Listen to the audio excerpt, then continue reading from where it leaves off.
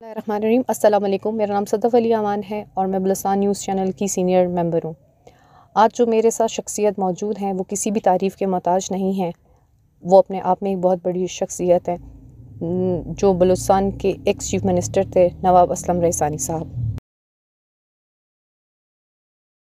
جیسے کہ 2008 سے 2012 تک جو آپ کی دور حکومت رہا ہے، آپ اس کو آج کی دور حکومت کے ساتھ کیسے دیکھتے ہیں، کیسے کمپیئر کرتے ہیں؟ ظاہر ہے اگر آپ انسانی رویے کو دیکھیں، جو ہیومن بیہیویئر ہے، وہ تو ہمیشہ کہے گا کہ یعنی مجھ سے اچھا حاکم نہیں رہا، یا مجھ سے اچھا انسان نہیں ہے، یا مجھ سے اچھا استغفر اللہ. تو مطلب یہ تو عوام بھی منحصر ہے کہ وہ موازنہ کریں یا کمپیریزن کریں کہ کون سی حکومت اچھی تھی، کون سی خراب تھی. اس کا فیصلہ تو عوام ہی کر سکتے ہیں. میں تو اگر مجھ سے پوچھیں گے تو میں کہوں گا کہ یہ جو گزرے ہوئے گورنمنٹ ہے، ان سے ہماری کارکردگی اچھی تھی، بہتر تھی، لیکن یہ تو فیصلہ عوام ہی کر سکتے ہیں. اور آج کل جو ہم سنتے ہیں تو آپ 2013 میں میرا ٹرم آف آفس میرا ختم ہو گیا، ہماری حکومت ختم ہو گئی. اس کے بعد پھر یہ سیکنڈ گورنمنٹ. تو یہ تو آپ عوام سے اگر بازار میں آپ یا پولیٹیکل ورکر سے آپ پوچھیں، وہ آپ کو بہتر انداز میں بتا سکتے ہیں. یعنی تنقید بھی کریں گے، تعمیری تنقید بھی، اور تنقید برائے تنقید بھی کریں گے. اور سر، آپ کی حکومت میں سب سے زیادہ جابس جو ہیں وہ نوجوانوں کو دی گئی تھیں گورنمنٹ میں، تو آپ اس کو کس نظر سے دیکھتے ہیں؟ آپ اگر اس ٹائم کو اس ٹائم کے ساتھ کمپیئر کریں تو آپ کو کیا لگتا ہے کہ کمی آئی ہے یا جو ہے اس میں انکریز آیا ہے، لوگوں کو اور زیادہ نوکریاں دی گئی ہیں؟ لیکن دیکھنے میں یہ ہے کہ آپ کے دور حکومت میں سب سے زیادہ نوکریاں جو ہیں نوجوانوں کو دی گئی تھیں. جی، اس وقت جب نیشنل فائنانس کمیشن کا ایوارڈ آیا تو اس میں ہمارا کردار تھا. ہم بلوچستان کے لیے بہت پیسے لائے. اور جس وقت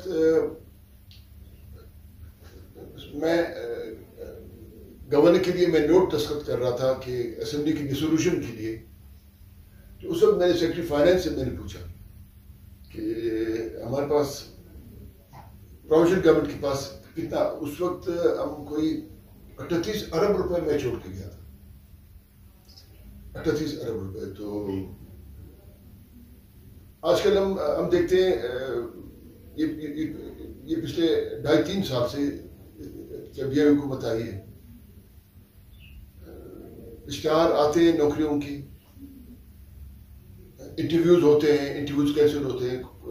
بہت دفعہ میں نے دیکھے لوگوں نے انٹرویوز دیے ہیں، لوگوں کے اپوائنٹمنٹ لیٹرز ان کے ہاتھ میں، پھر اس کے بعد کینسل ہوئے. پچھلے دن میرے پاس کچھ لوگ آئے ریلوے، پاکستان ریلوے میں، انہوں نے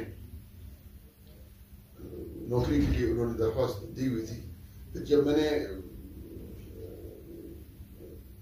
ریلوے اتھارٹیز سے میں نے بات کی تو انہوں نے کہا کہ اپوائنٹمنٹ ہم نے کیا، لیکن ہمارے پاس تنخواہ کے لیے پیسے نہیں ہیں. ہم نے فیڈرل گورنمنٹ کو ہم نے کہا کہ یہ جو جن کو ہم نے بھرتی کیا ہے، اپوائنٹ کیا ہے، تو ان کی تنخواہ کے لیے آپ پیسے ریلیز کریں. تو یہ مسئلہ ہے. اب تو ہماری فائنینسز بہت کمزور ہے پاکستان کے. اب تقریباً پرسوں یا ترسوں ایک اخبار پڑھ رہا تھا، یہ فیڈرل بیورو آف اسٹیٹسٹکس کے اعداد و شمار تھے کہ ہم 47,000 ارب ہم قرض دار ہیں. کس طرح اب یہ چلے گا؟ اتنی قرض داری. اور ہمیشہ ہم آئی ایم ایف کے پاس جاتے ہیں. اچھا، آئی ایم ایف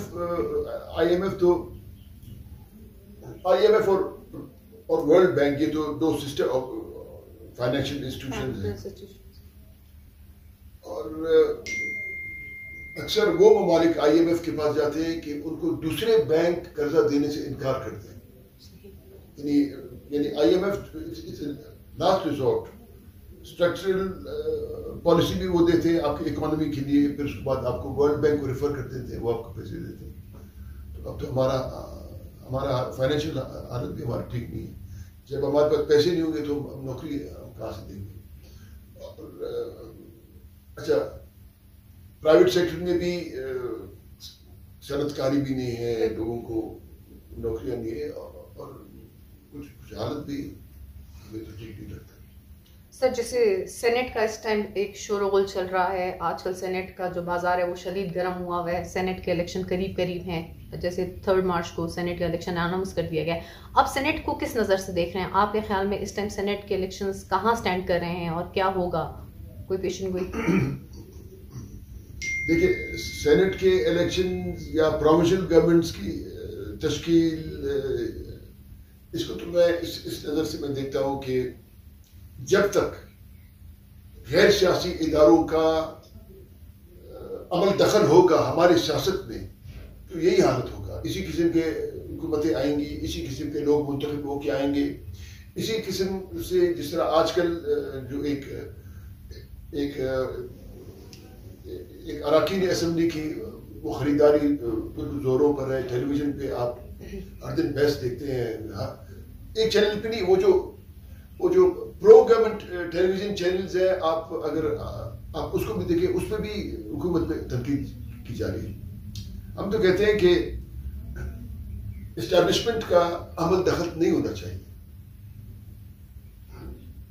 آئین کے مطابق جس کو جو کام سونپا گیا ہے وہ اپنا کام کرے، یہ معاملات خود ٹھیک ہو جائیں گے. اگر ایک سال میں ایک الیکشن میں 2 الیکشن 3 الیکشن میں نہیں، لیکن یہ ٹھیک ہو جائے. لیکن اگر اسٹیبلشمنٹ مداخلت کرتی رہے گی، اسٹیبلشمنٹ کا مطلب یہ سوچ اور فکر ہوگا کہ ہمیشہ ان لوگوں کو ہم منتخب کر کے لائیں گے جو اسٹیبلشمنٹ کے مفادات کا تحفظ کرے گی یا اسٹیبلشمنٹ کے کہنے پر چلے گی، مطلب یہ ریاست پاکستان کے لیے بہت بہت نقصان دہ ہے. اب آپ دیکھیں کہ آپ جو مرکزی گورنمنٹ ہے یا جو صوبائی حکومت ہے، ان میں وہ لوگ ہیں جو 12 پارٹی وہ تبدیل کر کے آئے ہیں. اچھا اگر اسٹیبلشمنٹ سوچتی ہے کہ ہم ان کے ذریعے ہم ریاست کو مضبوط کریں گے، ان کے ذریعے اسٹیبلشمنٹ اپنی حکمرانی کو تو مضبوط کر سکتی ہے، لیکن ریاست کو مضبوط نہیں کر سکتی. ریاست کمزور ہوتا جا رہی ہے، کیونکہ یہ جو کمزور لوگ ہیں یہ تو اگر مطلب آج تو پاکستانی اسٹیبلشمنٹ حکمران ہے اس ملک پہ، اور اگر کوئی اور طاقتور اسٹیبلشمنٹ سے بھی زیادہ طاقتور کوئی لوگ یا کوئی قیادت یا کوئی ایک گروپ آ جائے، یہ ان کو بھی زندہ باد کہے گی.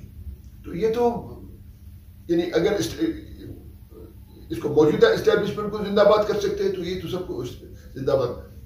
پرسوں تک جان کمال نون لیگ میں تھے، اس سے پہلے کاف لیگ میں تھے، اس سے پہلے کس جماعت میں تھے، اور آج یہ انہوں نے اپنی باپ پارٹی بنے. اور مطلب یہ کیونکہ یہ ان کے سوچ اور سیاسی فکر میں پختگی نہیں ہے، یہ اپنے یعنی اپنے ذاتی مفادات کی بنا پر یہ چیف منسٹر اور یہ وزیر بنتے ہیں. تو یہ مطلب ریاست کو استحکام یہ نہیں بخش سکتے.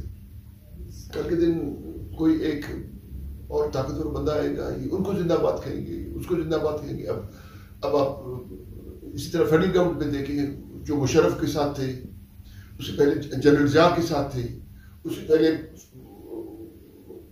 ان کے بزرگ فیلڈ مارشل ایوب خان کے ساتھ تھے، بھٹو صاحب کے ساتھ تھے، یا محمد نواز شریف کے ساتھ تھے. آج وہ سارا یہ انہوں نے اکٹھا کر کے اس گورنمنٹ کے ساتھ.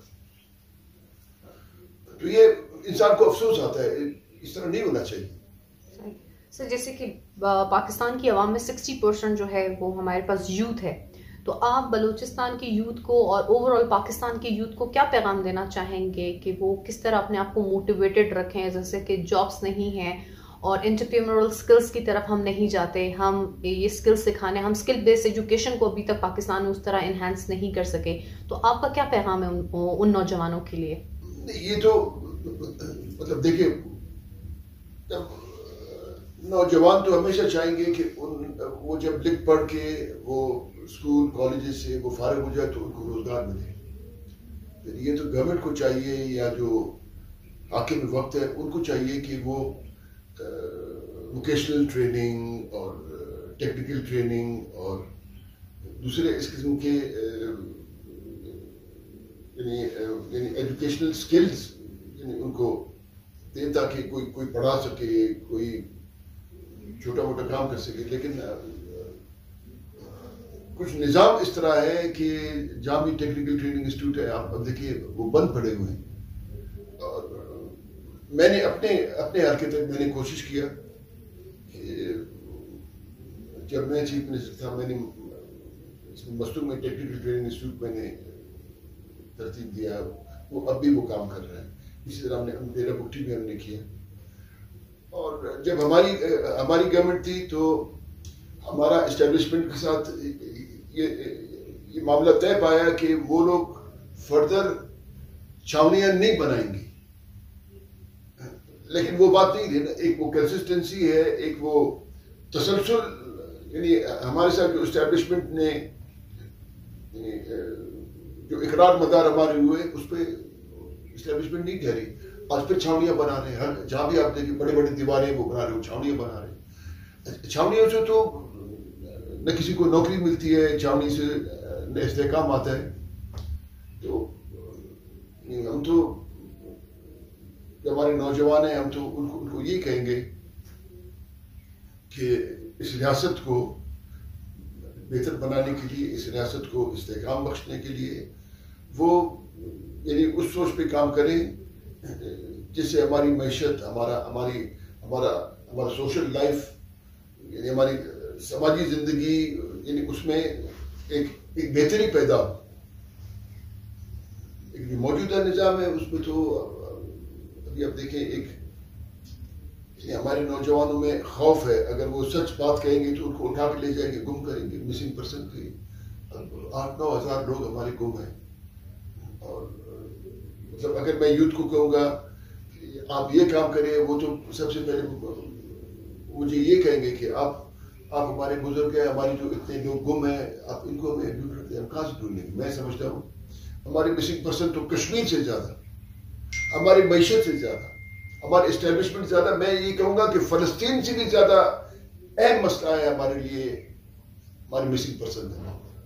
اگر انہوں نے ان کو ٹارچر کر کے ان کو مار دیا ہے تو ہمیں بتائیں کہ ان کا یہ قبر ہے, یا ہم نے ان کو دفنایا ہوا ہے. جس طرح ٹوٹک میں اجتماعی قبریں ہیں اور بھی بہت سی جگہوں کی, بہت سے لوگوں کو میں جانتا ہوں جو 20-22 سال سے 23 سال سے وہ گم ہیں. اور ان کے والدین, ان کے عزیز قریب تو ہمیشہ وہ اپنے دروازے پہ تک رہے ہوتے ہیں کہ کب کوئی آئے گا, کب ابھی آئے گا, نہیں آئے گا. ہاں اگر کوئی مر جاتا ہے یا کوئی مارا جاتا ہے, کوئی فوت ہو جاتا ہے, اس کو لے جاتے ہیں قبرستان میں, ہم اس کو دفناتے ہیں تو ہمیں تو ایک تسلی ہو جاتی ہے کہ اللہ تعالیٰ نے اٹھا لیا اپنے پاس, اللہ تعالیٰ لے گئے. لیکن جب وہ گم ہوتے ہیں تو بہت دردناک یعنی یہ قرب اور بہت یعنی جو والدین, جو عزیز قریب جن کے لوگ گم ہیں وہ تو بہت تکلیف میں